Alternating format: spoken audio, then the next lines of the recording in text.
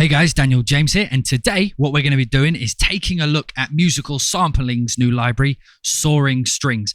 As the name sort of implies, it's a new string library, primarily focused on long sustains and legato.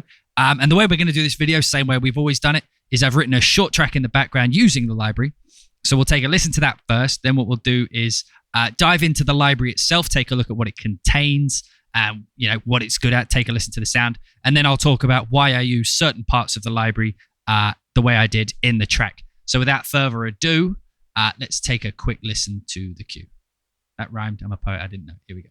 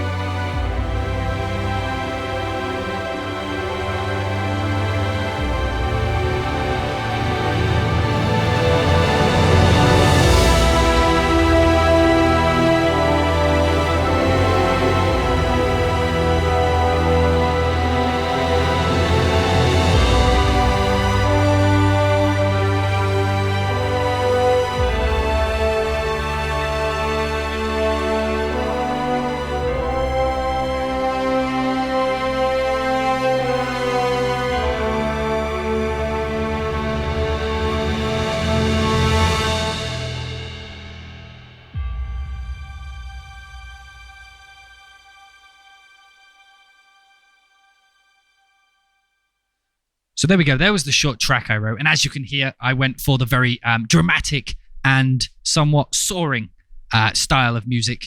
The name seemed fitting, so I went with that kind of direction. So, Soaring Strings, what is it? Let's start there. So Soaring Strings, as I mentioned at the beginning, is a new string library primarily focused at sustained and legato string instruments. So what I'm going to do is I'm just going to take a quick look. So we're coming to the Soaring String folders. So our library itself is split up into 5 categories. So we have all strings, and then we have the basses split out by themselves, the cellos split out by themselves, and the violas, and then the violins. As you can see, the individual sections have both a legato, which we'll take a listen to in a second, and sustains, which is basically the sound of the sound of the legato without the legato transitions or scripting in it. Good for making pads and stuff, but anyway. And then you have all strings. Now, something I'd like to point out straight off the bat, something I actually love about this library, is that they decided to add both a full and a soft variation of all the sustains. And that doesn't sound like such a big deal, but when you compose, like if I just quickly pull up this all patch here. So as you can see right now, I'm using the all strings patch. And something that is very important when you're working with strings, particularly like if you're composing two different types of film cue. Let's say, for example, I know not everybody's a film composer, but like just as an example. So if you're doing a scene where everything's exploding and, everything's exploding, people are getting shot, it's chaos, absolute chaos, right? What you want is your strings, when you push your mod wheel, as you can see down here, when you push it all the way, you want, well, let me put it back here. You want it to be going up to those really intense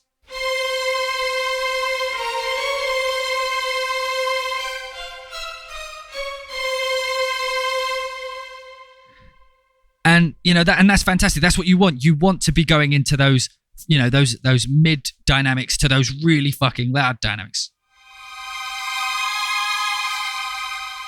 However, if you are like scoring a softer scene and you still want the dynamic range, you still want the subtleties of like a swell in the strings, for example, but you never want it to feel like the players are playing the strings harder. You just want it to kind of get a little bit louder.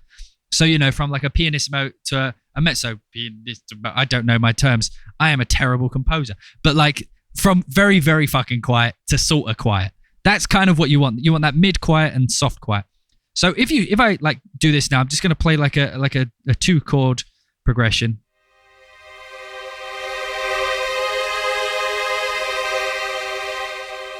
So that's with the full. So if I swap this over to the soft and play the same thing.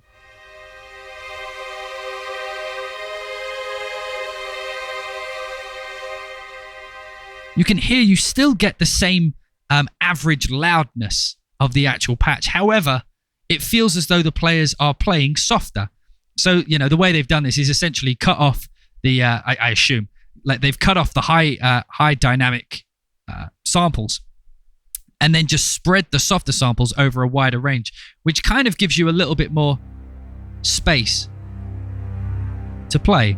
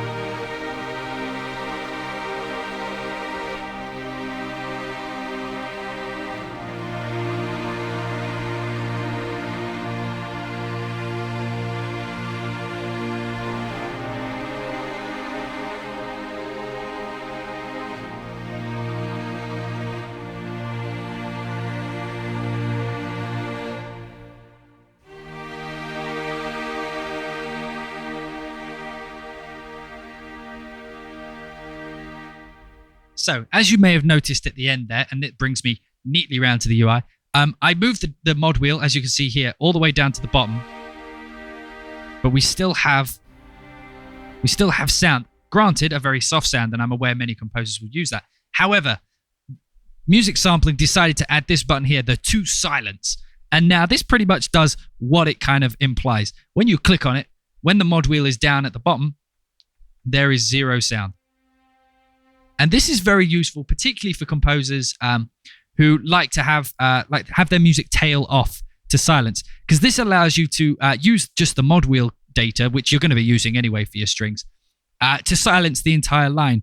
And particularly when you're in a trailer, if you're composing trailer music and you want one of those tail offs at the end that fades to silence, you can.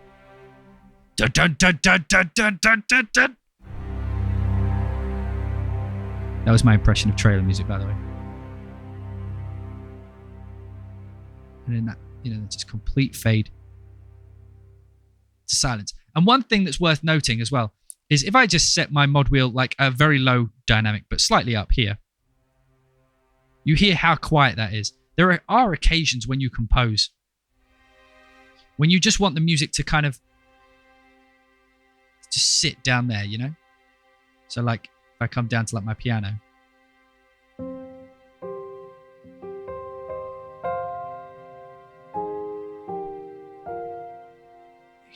you just want it to like breathe underneath.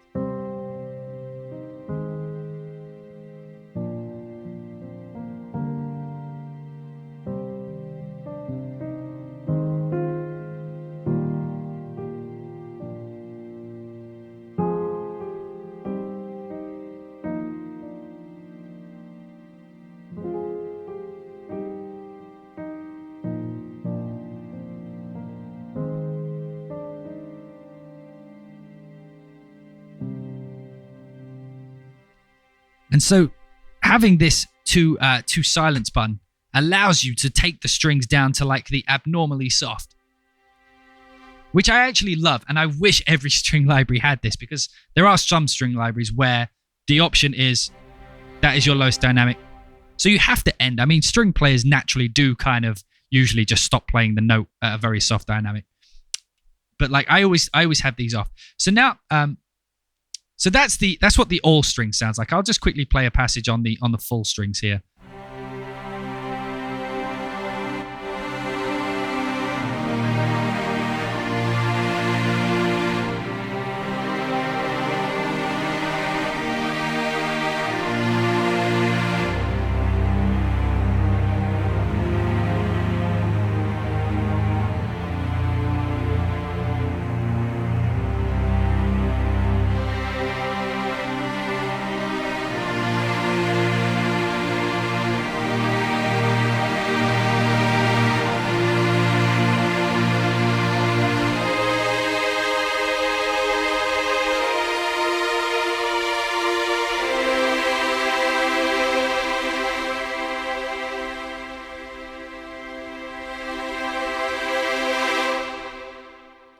Nothing special. Sorry, I was just playing some chords there. And you know, it's a very big sound.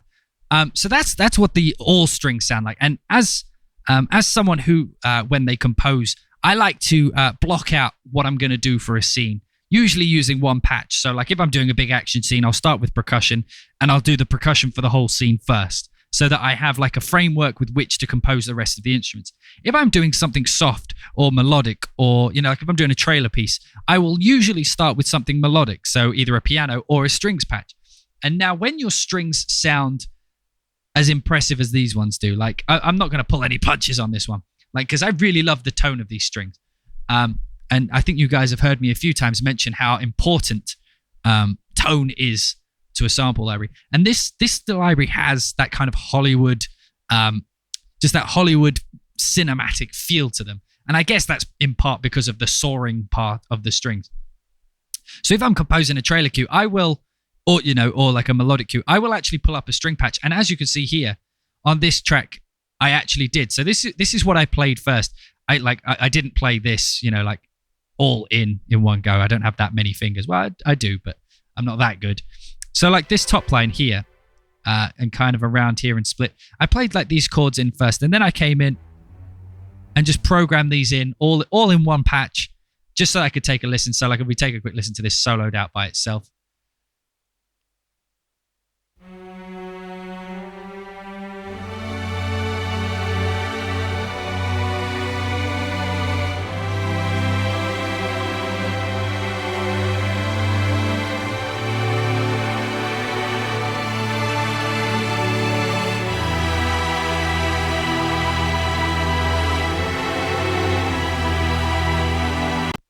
You know, it was very easy to get an idea of what I wanted for the track just based on the strings. I mean, I obviously orchestrated this with some brass and some winds, some choir and things like that. But what I did is I wrote the piece like this, and then I wanted to augment. I wanted to make certain parts of that structure stand out. But you see, because I had the structure in place before I got to the legato instruments, it was very easy to kind of pick and choose what I wanted to highlight. So let's move down the list here. And as you can see, I have 4 different instruments, and they're set up like this, just for reference. Really should name some of these tracks. So we go cellos, then we go violins, violas, and then bass. So cello, violin. Oh, fuck, I forgot already. That memory though. Yeah, violins, violas. So cello, violins, viola, and then double bass at the bottom. So what I'm going to do is I'm just going to play just the instruments by themselves. These are just the legato instruments. So what I've done is I've pulled my main patch here. This is what I wrote first, got the basis of the track down, and then I picked certain lines which I thought I wanted to accent as, you know, both the melody and counter melody. So let's just take a quick listen. I'm going to start like a little bit further in, just so there's all the instruments playing.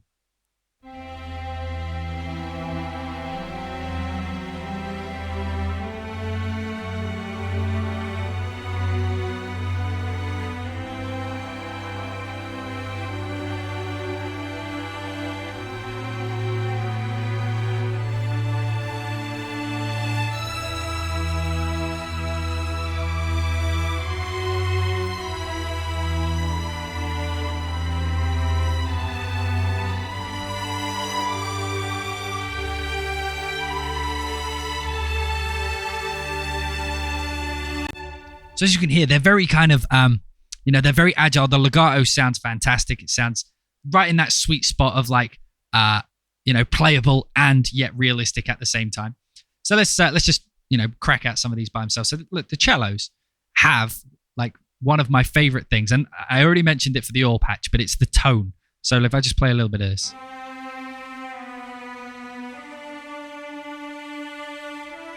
I tend to play my cello lines high, but like if I take this down into like the lower range.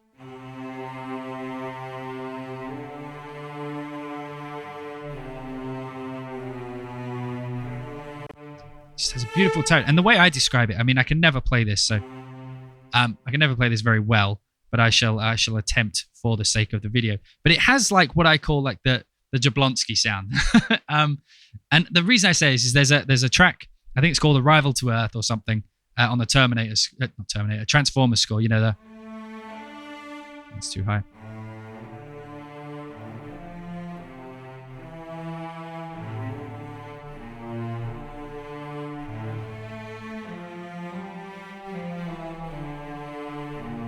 That one.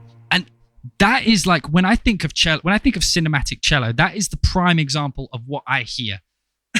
And there were a couple of libraries that kind of achieved this sound before. There was Hollywood Strings from East West, and then there was Cinematic Strings by Cinematic Sampling. But this one added with that kind of soaring over the top. I'm not sure if it's vibrato or like whatever they're doing to give it a bit more kind of energy in the higher range. It really does nail that tone. And the legato, like I mentioned, sounds fantastic.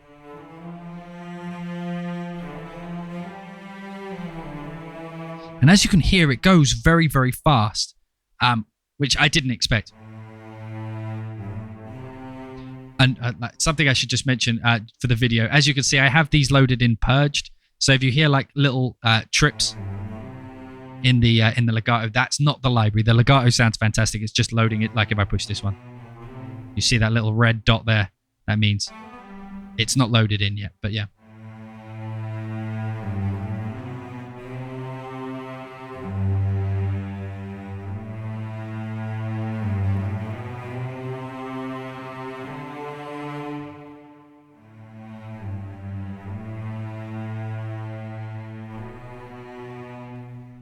So anyway, beautiful tone. I can never play anything decent. But one thing I am going to do is I'm going to, like, in a minute after I've showed the other instruments, I'm going to show you how these sound when they play fast. Or I can just show you with each instrument, but that would make more sense.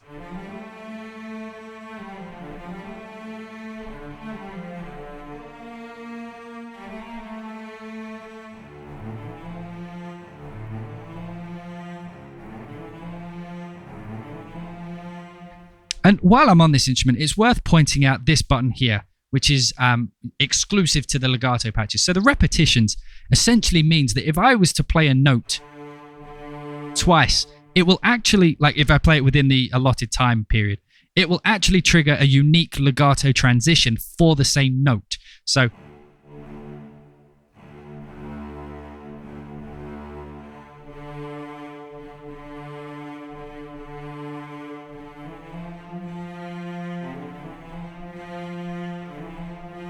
it's still loading them in.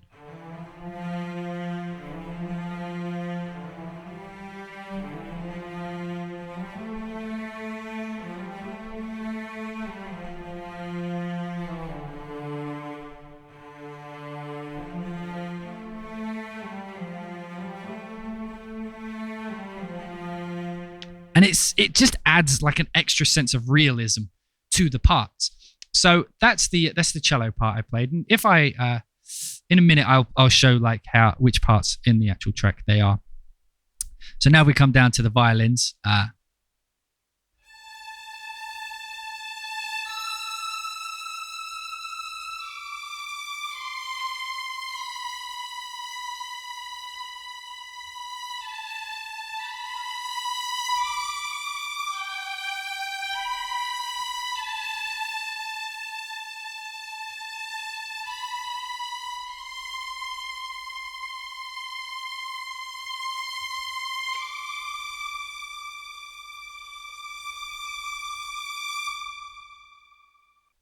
So as you can hear, very expressive.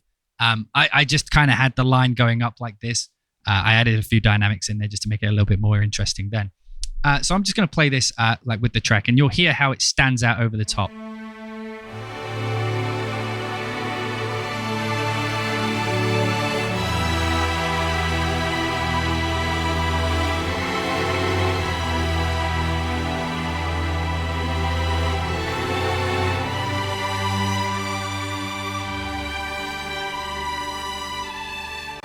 Let me just put it with that. I'm just going to play some woodwinds along with it here.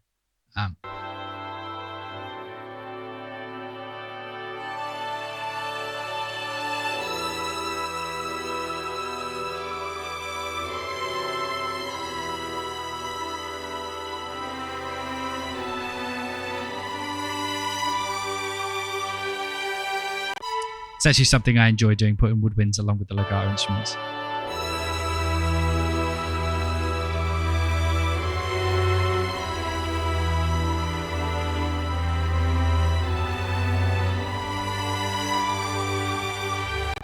So yeah, let's take a listen to the viola. So the viola here is playing just my counter melody.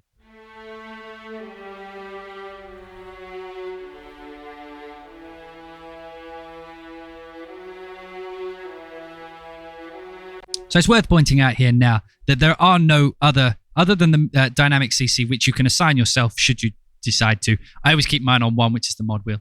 The UI doesn't change for the patches. So the sustains for each of these parts all adhere to the all string like sustains like this.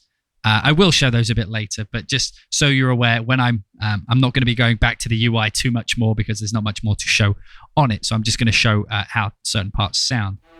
So one thing about the violas that's worth mentioning is violas is one of those string instruments that people either get right or they get completely wrong. There seems to be no middle ground. There are some string libraries where you listen to the viola and you just never use them. They just don't have the right tone, or they sound like super scratchy. And this is one of the first. I mean, there have been a few that got it right, but this is one of the first that just nailed the tone of the viola section, in my opinion. It's smooth. And when you go deep, it doesn't go into scratch territory.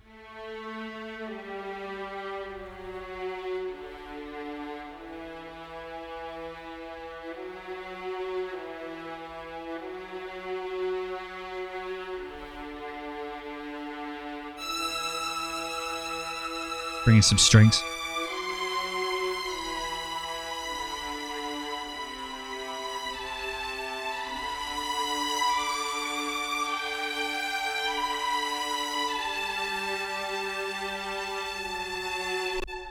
So it's a beautiful tone. It sounds both sounds silky up high, and it sounds like kind of crunchy but not scratchy down below. So now let's just quickly move over to the bass.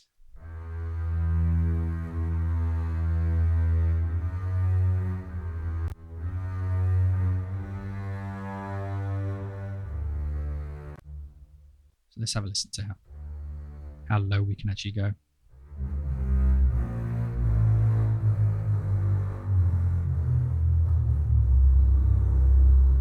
We can get really growly. So we can get a very low C there. With my double basses, I like to do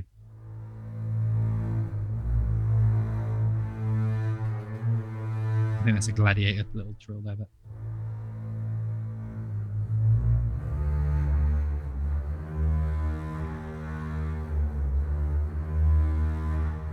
Something that does irk me a little bit about the double bass is you hear the rebow. Like if I hold the sustain, you'll hear them bow twice. Well, multiple times. So if your tempo is, if that happens just before you change, you end up with like a kind of double rebowing.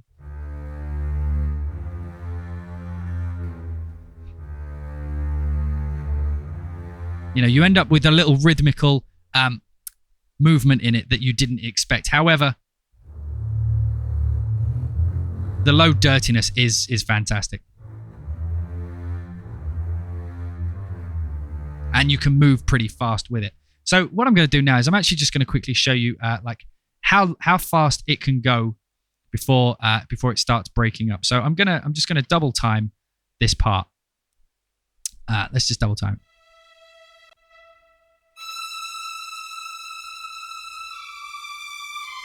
Let's really go fast. Okay, here we go.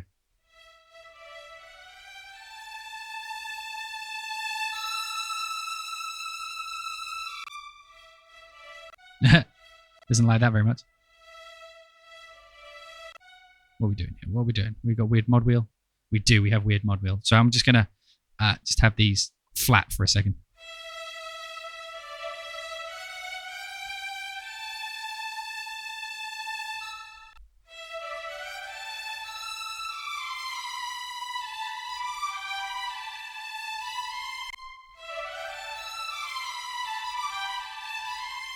And as you can hear, that's doing a very fast, pretty lyrical passage, and it still kind of works. I mean, it's never going to be as close as a real player, but this is one of the most convincing. This is going to be ridiculous. Okay, that's going too far.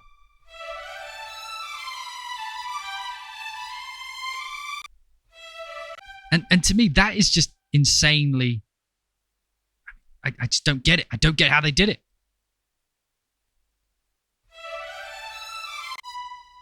Let's try the cellos. Let's try straight to them.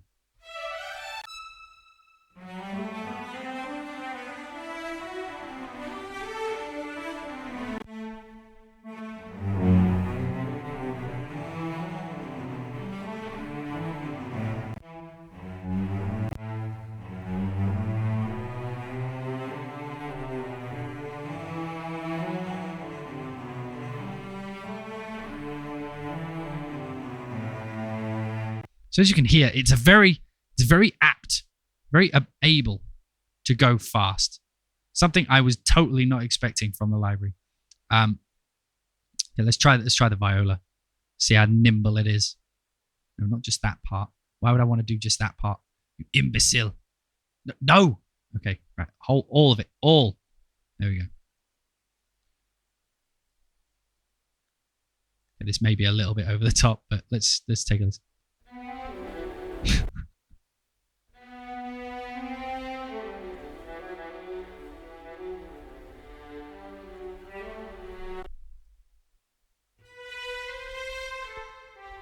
It's still loading them into RAM.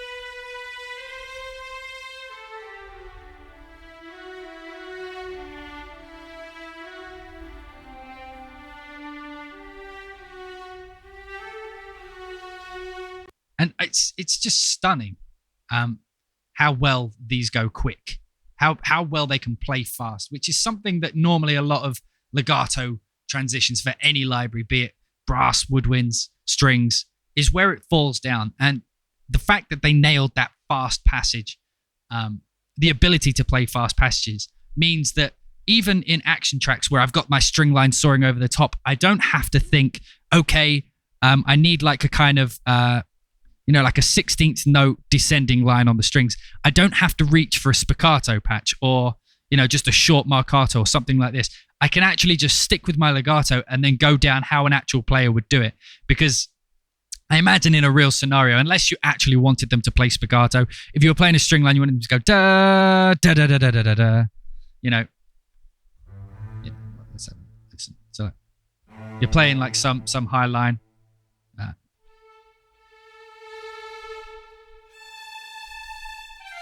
And you wanted them to go down like that, A lot of times you may have to go da da da da da da, with the spiccato patches. Whereas here you can just kind of just jump to it.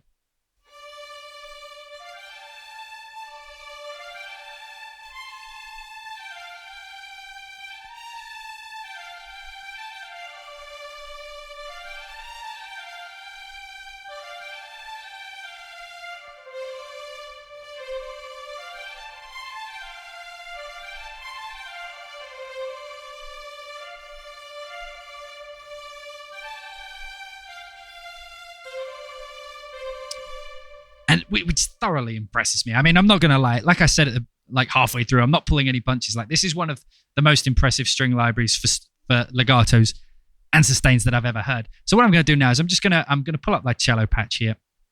I'm just going to swap this over to Cello Sustains. So as you can hear,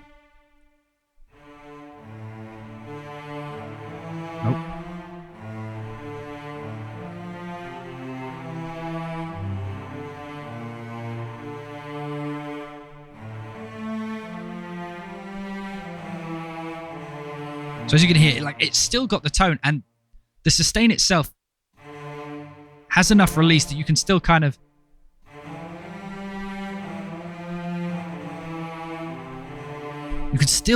play like fast lines. You can play melodic lines.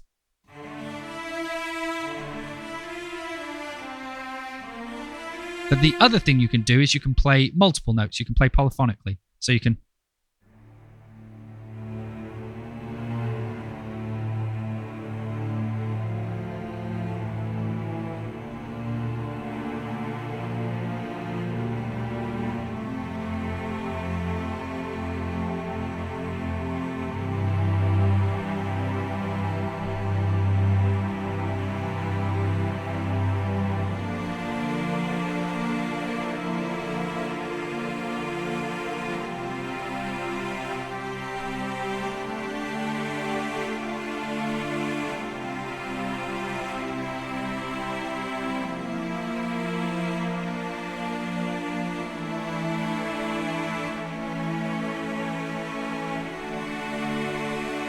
So you can play parts that, I mean, like in real scenario, you can ask a cello section to divisi up. You can get them to play chords, which is like an often quite a useful technique. So like if you're scoring, say like a dark scene or something, a very moody kind of scene, and you want all the instruments to be low, obviously a violin can't get as low as a cello can. So what, if you want more chords or more notes down in that lower register, you can ask the cello to play multiple notes. So having the option of sustains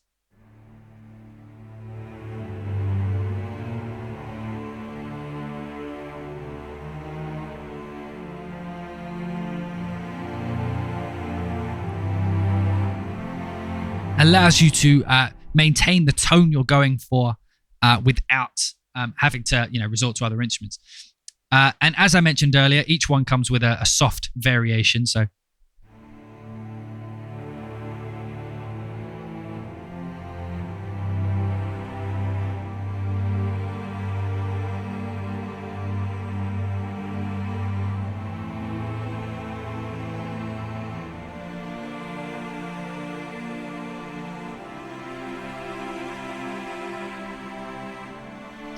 so you, like if you're doing a softer kind of dark scene, you can do it like that. So again, with the violins have the same. So you can do violin chords should you want to.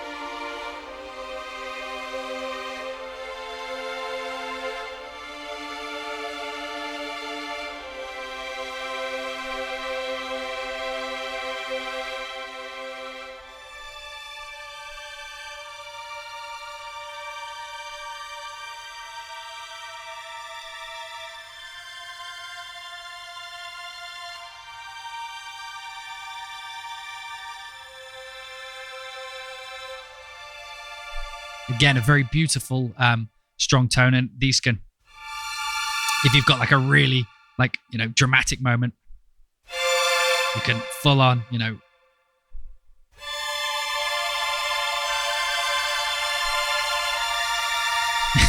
really get over the top with it. And as I said, it's got soft as well. So that's the exact same dynamic.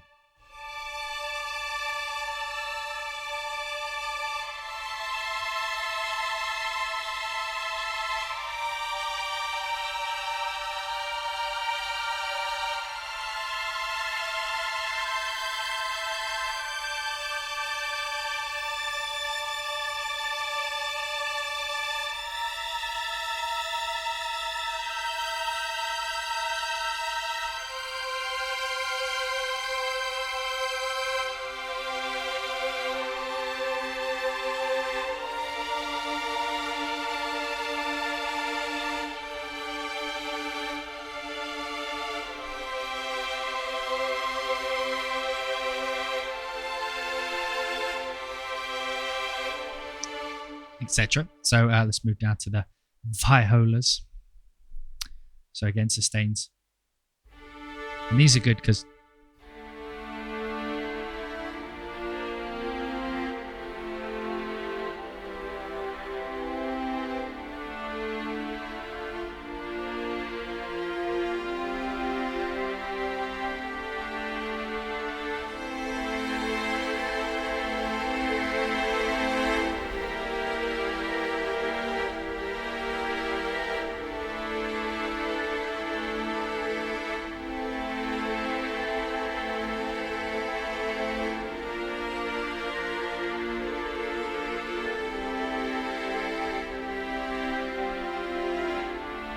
beautiful, beautiful, beautiful tone. Okay, let me just show you the soft ones.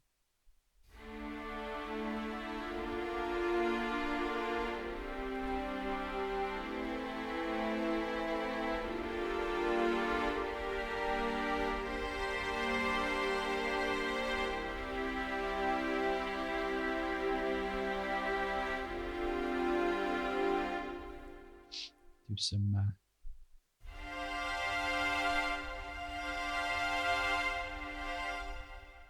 some big.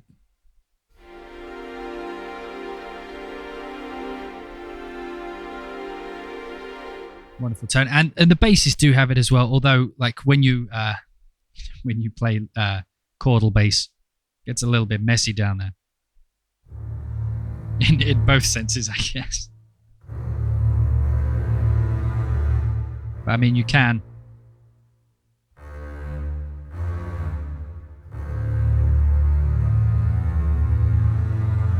If you really wanted to.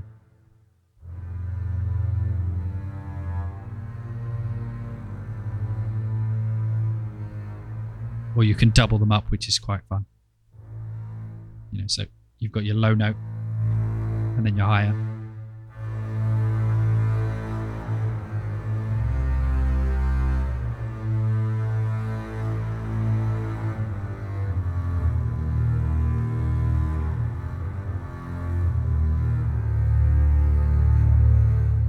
Again with that double bowing there. And then you can, of course, go to the softs, which are my favorites for, you know, just pedaling like that.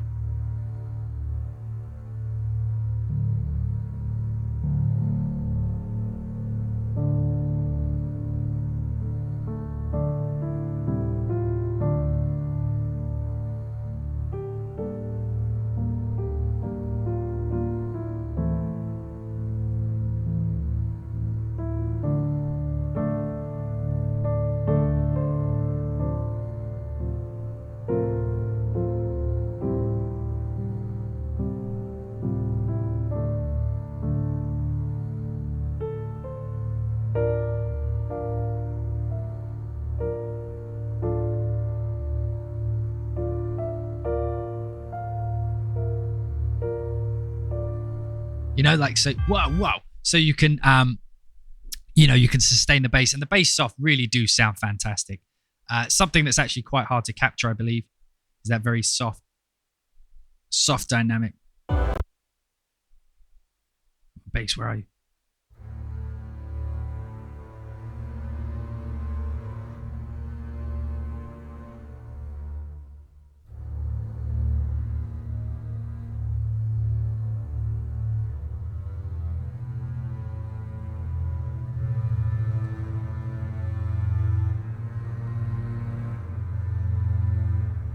So absolutely fantastic tone. So yeah, as I mentioned, this is all the library contains. So for a lot of people, this may not be enough for for, you know, their string, for all their string needs, because it does not have any other articulations other than sustains. However, as I imagine most composers, musicians, and producers watching this right now already have a string library that they go to, something they love, and you know they've covered their bases already. This library I consider an augmentation library. So I've tried this a few times in my actual work, and it works fantastic. It layers well with every other string library I have, and that's actually something which, whilst not rare, is sometimes overlooked by companies. They'll think like they won't kind of consider the competition or a real world environment for composers. They'll think they're only ever going to use my sample library, therefore, you know, like I'll make it sound like this. And then when you try and fit it in context, it just doesn't feel right. Whereas this library, like I've put it in with, you know, my cinematic strings, my cine strings, you know, I've put it in with Lass, and it just works. It just sounds right. It doesn't sound out of place. It melts together with them. So when I'm composing, I don't have to worry about, you know, EQ changes or anything. I can just drop it in and play it alongside those libraries without it sounding wrong. Now, as I mentioned, like if you're doing the big epic trailer music, which I know quite a few of you are, or if you're doing film music, this is an absolutely stunning kind of library. Because those kind of high soaring strings, you know, like if you've got a big French horn melody and you need to double it with a, you know, a high violin, these strings have the right intensity up in those high dynamics. But something else they got right is with those soft patches, you can actually do some really delicate writing. At first, I was kind of worried, you know, when I first heard the full patch, that when you go down low, you know, it wouldn't kind of sit in a softer mix. But again, I've tried it. You know, you layer it with some like bassy synths and stuff, and it just sounds creamy. I don't even know if that's a word you're allowed to use when talking about strings, but it sounds creamy. So yeah, I'm blown away by this library, like in all honesty. And I think one of the things that made it such a surprise is the library and the company musical sampling kind of came out of nowhere, and that's definitely a way to make a first impression. Come out and just blow everyone away. So yeah, as I mentioned, I absolutely loving the library. It works in every context I've used it in so far, and as I mentioned, it can do the fast and slow very well. So all in all, an amazing legato and sustain patch library. So as I was saying, like, it's an augmentation kind of library. So you kind of do have to have the other bases covered with something else beforehand. But this is definitely my go-to string legato library for now. I mean, like, occasionally out of habit, I'll jump to something else. Or if I want a particularly, like, slightly different tone, I'll go somewhere else. But if you're looking for that kind of Hollywood, dare I say, like, remote control-ish type sound, this nails that perfectly. But because it can also do those big fast passages, if we've got any of those John Williams likes out there, I think you're going to sit well with this library too. But I do encourage you not to try and sound like other people. But the tone of these just works straight out the box. So yeah, I hope you guys enjoyed this video today. I hope you found it useful to a certain degree. If not, sorry for wasting your time. If you're watching this on YouTube, please do subscribe to the channel down below. I really do appreciate it. We've just recently passed 20,000 subscribers, which is absolutely insane considering I just sit here and talk for hours. And if you'd like the opportunity to see me perhaps do one of these on a live stream at some point, occasionally I do live stream my work, and I do some of the overview videos there, as some of you have seen in my previous videos.